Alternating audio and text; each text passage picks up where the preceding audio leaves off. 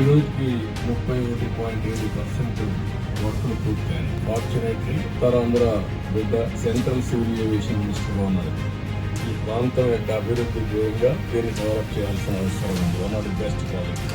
Airport అయితే 2.8 million passengers handle చేస్తా ఉంది. ఇది స్టార్ట్ అవుతానే I don't have any doubt 4.5 million